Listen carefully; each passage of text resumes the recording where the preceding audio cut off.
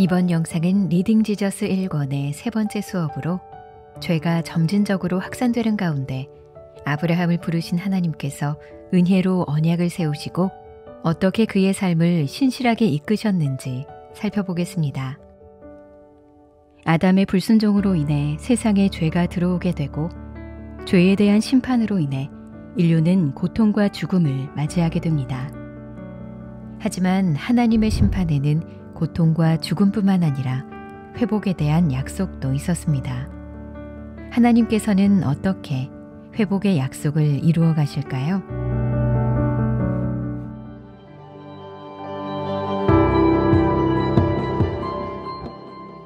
에덴 동산에서 쫓겨난 이후 아담과 하와는 두 아들을 낳고 이름을 가인과 아벨이라고 짓습니다. 하와는 첫 아들인 가인을 언약의 후손이라고 생각했을지도 모릅니다. 그러나 인류 최초의 살인이 가인에 의해 벌어집니다. 가인은 하나님께서 자신의 제사를 받지 않으셨다는 사실에 화를 참지 못하고 아벨을 죽입니다. 이어지는 창세기의 이야기들도 점차 확대되는 죄의 영향력을 보여줍니다. 사람의 죄악이 가인의 후손들부터 노아 시대에 이르기까지 점점 커져 온 땅에 가득하자 하나님께서는 세상을 홍수로 심판하셨습니다. 홍수 심판 이후 인류는 새 출발을 하는 듯 보였지만 인간의 번성과 함께 죄는 더 커져갔습니다. 마침내 인간들은 하나님만큼 높아지기를 바라면서 바벨탑을 쌓기 시작했습니다. 이에 하나님께서는 그들의 언어를 혼잡하게 하시고 온 지면에 흩으셨습니다.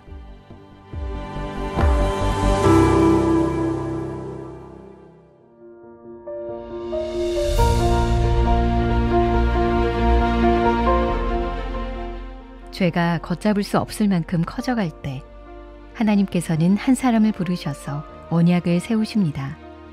바로 우리가 믿음의 조상이라 부르는 아브라함입니다. 하나님은 아브라함을 부르셔서 복의 근원이 되게 하겠다고 말씀하셨습니다. 아브라함의 믿음과 순종을 통해서 온 세상을 축복하시겠다는 약속을 하신 것입니다. 하나님께서 아브라함을 부르신 그 순간 인류의 새로운 역사가 시작된 것입니다.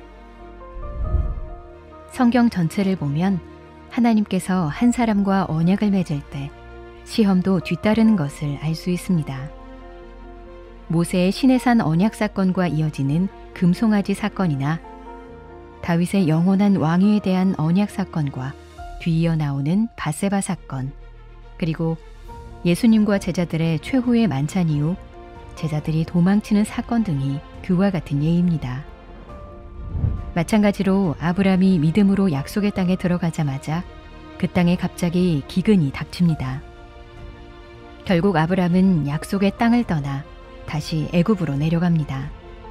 그리고 그곳에서 죽음에 대한 두려움으로 인해 아내 사레를 누이라 거짓말하게 됩니다.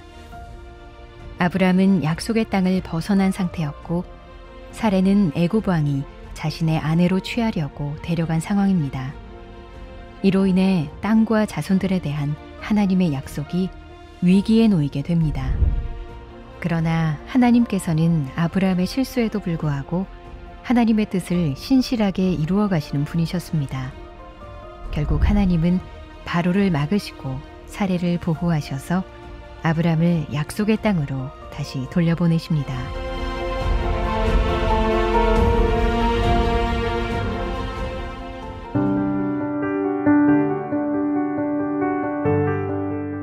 이후 하나님은 아브라함에게 그의 자손들이 하늘의 별처럼 셀 수 없이 많아질 것이라는 약속을 상기시키십니다. 아브라함은 이 약속을 믿었습니다. 그리고 하나님께서는 이 믿음을 의롭다 하셨습니다. 그리고 아브라함은 하나님께 약속에 대한 확실한 징표를 구합니다.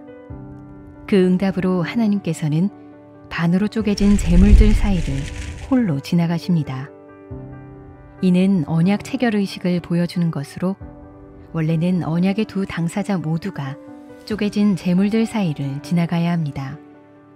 언약을 깨뜨리는 경우 이 재물들처럼 둘로 쪼개져 죽임을 당할 것을 맹세하는 것이었습니다. 그런데 하나님께서는 홀로 반으로 쪼개어진 재물들 사이로 지나가십니다. 이는 하나님께서 맺은 언약이 일방적이고 스스로의 죽음을 통해서라도 반드시 지키실 언약이라는 것을 의미합니다. 그러나 아브라함은 또다시 심각한 실수를 저지릅니다. 하나님께서 약속을 이루실 때를 기다리지 못하고 여종 하갈을 통해 이스마엘을 낳은 것입니다. 그럼에도 하나님은 아브람과의 약속을 변함없이 이루어 가십니다. 13년이 흐른 뒤 하나님은 아브람과의 언약을 갱신하십니다. 나는 네 하나님이 되고 너희는 내 백성이 될 것이다. 이 약속은 하나님께서 먼저 아브람에게 제안하신 것입니다. 그리고 하나님은 아브람을 아브라함으로 사레를 사라로 이름을 바꾸시고 언약 관계에서 순종의 상징으로 할례를 명하셨습니다. 바로 이러한 할례를 통해 아브라함과 그의 후손들은 하나님께 속한 자들이며 택함 받았다는 사실을 기억하게 하셨습니다.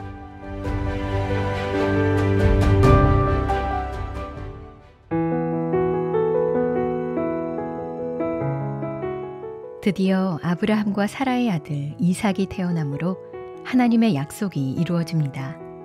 하지만 하나님은 아브라함을 믿음의 사람으로 계속해서 빚어가십니다. 하나님은 아브라함에게 하나뿐인 아들 이삭을 번제로 바치라고 말씀하십니다. 그런데 이삭을 번제로 바치면 하나님의 약속을 이룰 통로가 되는 자손이 사라지게 되는 것이었습니다. 아브라함은 자신의 믿음이 어디에 서 있는지를 가늠하는 시험대에 오릅니다. 그리고 결국 아브라함은 하나님을 믿고 순종함으로 나아갔습니다. 아브라함이 이삭을 번제로 드리려는 그 순간 하나님은 아브라함을 부르셨습니다. 아브라함아, 아브라함아, 그 아이에게 내 손을 대지 말라. 그에게 아무 일도 하지 말라.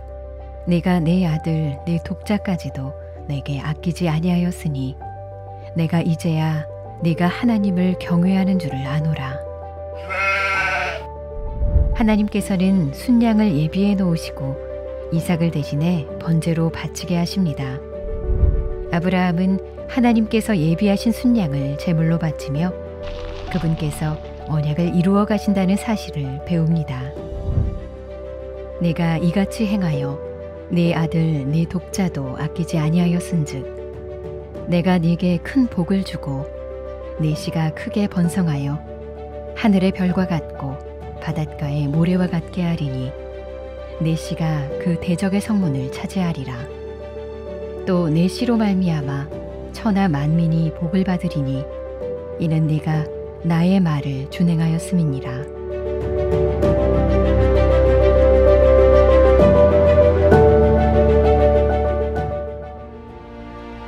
아브라함은 이삭을 기꺼이 바치고자 했던 이 시험의 과정을 통해 하나님께서 언약을 예비하시고 이루어 가신다는 사실을 배우게 되었습니다.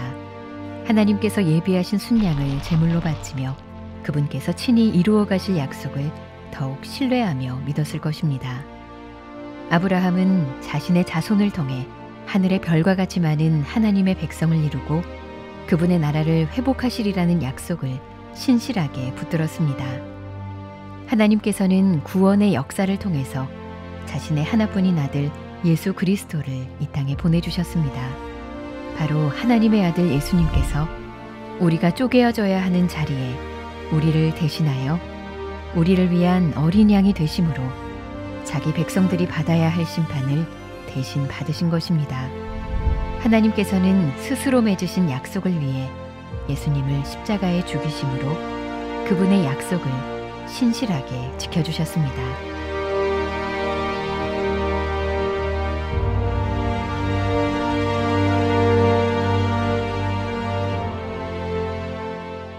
다음 영상에서는 리딩 지저스 1권의 네 번째 수업으로 출애굽, 시내산 언약, 그리고 성막을 통해 하나님께서 이스라엘을 자신의 백성으로 삼으시고 그들과 함께 하시는 신실하신 분이시라는 것을 살펴보도록 하겠습니다.